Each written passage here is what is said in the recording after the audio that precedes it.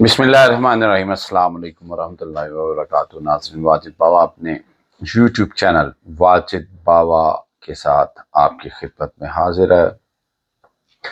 नाज़रीन, आप जहाँ कहीं भी रहें खुश व खुर्रम रहें, अल्लाह के हिफ्ज़ अमान में रहें, आप पे ढेरों रहमतें बरकतें नाज़िल हों। आज यकम रमज़ानुल मुबारक, रमज़ान का बाबरकत महीना शुरू हो गया। आप इसकी रहमतों बरकतों से भी दुआला हों। बात हमेशा हम इस फोरम पे करते हैं कानून और इंसाफ की, आइन की बालादस्ती की। और आइन की बालादस्ती के हवाले से अगर बात करें तो हमेशा रूल ऑफ लॉ सबसे ऊपर रहता है। जहाँ रूल ऑफ लॉ होगा वही माशरे बढ़ेंगे, फलेंगे, फूलेंगे।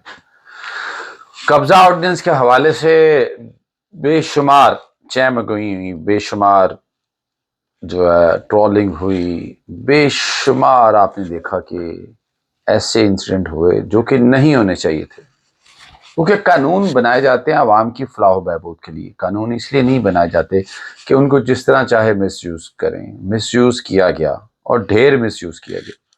लेकिन अब जो कब्जा ऑर्डिनेंस में अमेंडमेंट्स हुई हैं, मैं आपको बता चुका हूँ कि तरीका कार क्या, लेकिन मैंने आपको अपने आखिरी व्लॉग में बताया था कि DRCs डिस्प्यूट रेजोल्यूशन कमेटीज को तब्दील करके सिक्योरिटी कमेटीज उनका नाम रख दिया गया। क्या फर्क क्या है, क्या डिफरेंस आया, क्या मामलात होंगे, किस तरह वो काम करेंगी, क्या उनके एडिशन डिलीशन क्या हुई है, तो आज उसके हवाले से बात करेंगे। लेकिन उससे पहले मैं आपको ये बताना चाह रहा हूँ कि जो ये अमेंडेड एक्ट 2026 कब्जा ऑर्डिनेंस का आया, ये मैंने अपने व्हाट्सएप पेज पे पोस्ट में लगा दिया। उसके अलावा मेरा व्हाट्सएप चैनल है, माजर चाहता हूँ यूट्यूब, अपने यूट्यूब चैनल पे, इस चैनल पे मैंने पोस्ट में लगा दिया और व्हाट्सएप चैनल पे भी मैंने इसको पोस्ट कर दिया। आप मेरे व्हाट्सएप चैनल में जाके देख सकते हैं। फेसबुक पेज वाजिद बावा है, उस पर भी मैंने इसको पब्लिश कर दिया ताकि जो रहनुमाई आप लेना चाहें आपको पता चल जाए। बेशुमार क्वेश्चन आ रहे थे इस हवाले से। इसमें मेरी आपसे दरख्वास्त है कि आप बराए मेहरबानी मेरे व्हाट्सएप चैनल को, मेरे यूट्यूब चैनल को और मेरे फेसबुक पेज को सब्सक्राइब करें, फॉलो करें, कमेंट जरूर दें। नाज़रीन, बात इस तरह है कुछ कि DRCs कमेटी का जो फंक्शन है, मॉडस ऑपरेंडी है, उसको तब्दील करके स्क्रूटनी कमेटी बना दिया गया। जैसे कि मैं आपको आखिरी ब्लॉग में बता चुका हूँ कि ट्रिब्यूनल को दरख्वास्त आप देंगे। ट्रिब्यूनल जब इन्हें दरख्वास्त भेजेंगे तो ये क्या करेंगे, किस तरह प्रोसीड करेंगे, क्या फंक्शंस परफॉर्म करेंगे और कितने अरसे में परफॉर्म करेंगे, तो ये सूरत-ए-हाल आज मैं आपको बताने जा रहा हूं ताकि आपके ये इल्म में हो कि जब आप ट्रिब्यूनल में दरख्वास्त जमा करवाएंगे, ट्रिब्यूनल 3 दिन के अंदर इनको स्क्रूटनी कमेटी को भेजेगा और स्क्रूटनी कमेटी 30 दिन के अंदर अपनी फाइंडिंग वापस भेजेगी। अब सबसे पहली बात तो ये कि जो DRC और स्क्रूटनी कमेटी में एक डिफरेंस आया बहुत बड़ा कि उसमें 2 मेंबरान की इंक्लूजन हो किया। इस कमेटी में पहले जो सर्कल रेवेन्यू ऑफिसर है, कंसर्न्ड रेवेन्यू ऑफिसर, क्योंकि कंसर्न्ड रेवेन्यू ऑफिसर जो है ना, वो रिकॉर्ड उसके पास सारा होता है, वो अब इसमें शामिल कर लिया गया। उसके अलावा जो मुतल्लिका SHO है, officer in charge of the police station concerned, वो SHO, वो चौकी इंचार्ज हो, जो भी मुतल्लिका इंचार्ज है, उसको भी इस कमेटी का हिस्सा बना लिया गया, इस स्क्रूटनी कमेटी का। क्योंकि पहले DC, DPO, ADCR, AC, SDPO और कोई भी officer of an officer of an agency of the government to be coopted by the committee. अगर कमेटी चाहे कि किसी को ऐड करना चाह रहे हैं तो वो किसी भी ऑफिसर को, किसी भी एजेंसी के, उसको शामिल कर सकते हैं। वो इसलिए रखा गया है कि कई ज़मीनें ऐसी हैं जो कोऑपरेटिव हाउसिंग सोसाइटीज़ के पास हैं, जो ज़मीनें एलडीए के अंडर आती हैं, तो ये मामलात इसलिए रखे गए। लेकिन 2 एडिशंस हुई हैं, कंसर्न रेवेन्यू ऑफिसर और SHO, officer in charge of the police station. अब इन 2 लोगों की इंक्लूजन के बाद आगे जो मामला चलेंगे उसमें जब उनके पास ये रेफर हो जाएगा मामला ट्रिब्यूनल से, तो वो पहले की तरह ही तमाम पार्टीज को जो है ना वो मौका देंगे, उनको सुनेंगे और तमाम रेलिवेंट रिकॉर्ड जो है उसको स्क्रूटनाइज करेंगे, उसकी छानबीन करेंगे, तसल्ली करेंगे, उसको देखेंगे, उसके सिंथेसिस करेंगे। जितना भी रेलिवेंट रिकॉर्ड होगा उस प्रपोजिशन के हवाले से, उस दरख्वास्त के हवाले से, उस प्रॉपर्टी के हवाले से, काबजीन के हवाले से, मालिकान के हवाले से, उसके अलावा जो भी कोई ऐसा रिकॉर्ड मौजूद हो, खसरा गर्दावरी, उसके जमाबंदियाँ, इंतकालात, उसकी खेवट खतूनी, उस सब वो पाबंद होंगे कि वो उसको देखें, उसको स्क्रूटनाइज करें। को इसके हवाले से पहले कोई दरखास्तें पेंडिंग है, क्या क्या मामला तो उसके हवाले से पीछे आते रहे, जिन पे इल्जाम लगे उनका सीआरओ क्या है, उनका रिकॉर्ड क्या है, क्रिमिनल रिकॉर्ड क्या है, इनकी ये सारी चीजें देखी जाएंगी कि वो कब्जा माफिया से ताल्लुक रखते हैं। तो ये इंतहाई अहम चीज है कि जब वो स्क्रूटनाइज करेंगे तो उसमें उन्होंने हर एक चीज को देखना, स्क्रूटनी कमेटी ने कोई चीज गिव अप नहीं करनी, कोई चीज छोड़नी नहीं है। उसके अलावा कि बुलाएंगे किसी भी शख्स को, वो बुला सकते हैं कि आप, और उसके अलावा require such person to provide information relevant to the complaint.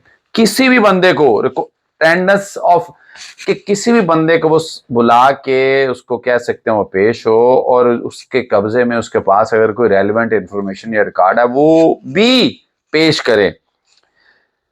उसके अलावा मजीद ये करेंगे कि एग्जामिन करेंगे, रिक्वायर करेंगे, एग्जामिन करेंगे किसी भी ऑफिस से, किसी भी गवर्नमेंट के इदारे से कोई भी रेलिवेंट रिकॉर्ड पड़ा हुआ, किसी भी तरह कोई रिपोर्ट है, कोई रिकॉर्ड है, कोई भी ऐसी चीज है, कोई पेमेंट हिस्ट्री है, कोई पेमेंट ट्रेल है, कोई बैंक से, किसी स्टेट बैंक से, किसी इदारे से, कहीं से मॉर्गेज है, लोन लिया हुआ है, किसी भी तरह से कोई भी चीज होगी तो वो भी समन करेंगे कि बुला सकते हैं, ताकि वो देखा जा सके कि सूरत हाल क्या है नादरा से। उसके अलावा ये देखेंगे कि किस तरह, किस हवाले से, किस तरीके से ये सारी चीजें जो है ना, और ये स्टेटमेंट भी रिकॉर्ड करेंगे जितने भी लोग उनके सामने पेश हो रहे हैं। और ये पाबंद कर दिया इन्होंने कि जो मुतल्लिका एसएचओ है, ऑफिसर इंचार्ज है, वो इसको पुलिस स्टेशन बुलाने का पाबंद है कि इलाके का एसएचओ पाबंद करेगा। अगर कोई बंदा नहीं आ रहा तो वो उसे पाबंद करेगा, वो उसे तलब करेगा, उसे कहेगा कि आके तो पेश हो, और वो पेश होने का पाबंद है। उसके अलावा ये कोशिश करेंगे कि एमिकल रेजोल्यूशन हो जाए, कुछ दोस्ताना अच्छे माहौल में चीजें सम अप हो जाएं, सॉर्ट आउट हो जाएं, तो उसके हवाले से भी ये इस चीज को जो है इनकरेज करेंगे, और कोशिश होगी कि मामलात बिगड़े ना संवरें, ताकि हर जो क्योंकि जब एमिकल रेजोल्यूशन हो जाएगी और कोई वॉलंटरली कब्जा छोड़ देगा कब्जा ग्रुप, तो फिर वो भी सजा से बच सकता है अंडर सम सर्कमस्टांसेस। तो ये इनकी कोशिश होगी। लेकिन एक बहुत बड़ी चीज जो मैं समझता हूं कि इस अमेंडेड प्लेन, इस अमेंडमेंट में जो होनी चाहिए थी, जो कि निकाल दी गई है, वो ये चीज थी कि रिकमेंड करेगी कमेटी क्या किसी भी ऑफिशियल के खिलाफ करप्शन के हवाले से, कोई साजबाज, कोई मिसकंडक्ट के हवाले से, किसी भी पब्लिक ऑफिशियल के खिलाफ, या कोई और स्टेक होल्डर उसमें शामिल है, तो कमेटी ने ریکمینڈ کرنا تھا کہ اس کے خلاف ڈسپلنری ایکشن لیا جائے. یہ چیز اس میں سے مائنس کر دی گئی ہے، اور یہ چیز مائنس کرنا میں سمجھتا ہوں کہ اکاؤنٹیبلٹی کا جنازہ نکال دیا گیا، کیونکہ معاملہ تو وہیں کھڑا رہا، جوں کا توں رہا. اگر آپ ادھر سے قبضہ چھڑاتے ہیں، ادھر سے پھر وہی آفیشل قبضہ کروا دیں گے، پھر وہی چیزیں شروع ہو جائیں گی. بات یہ ہے کہ جب تک آپ اکاؤنٹیبلٹی سخت نہیں کریں گے، جو کلپریٹ ہے ان کے خلاف کاروائیاں نہیں کریں گے، جو محکمانہ، جو کالی بھیڑیں، جو ناسور ہیں آپ کے محکموں میں، چند ایک ان کے خلاف آپ ایکشن نہیں لیں گے، تو یہ حالات نہیں بدلیں گے، معاملات صحیح نہیں ہوں گے. یہ سب کچھ جوں کا توں رہے گا، پھر انٹریاں غلط درج ہوں گی، پھر نئے ریکارڈ جو ہے وہ غلط طور پہ فورج ریکارڈ مرتب ہوں گے، اور پھر کچھ عرصے بعد وہ چیزیں نکل کے انڈو ہونا شروع ہو جائیں گی.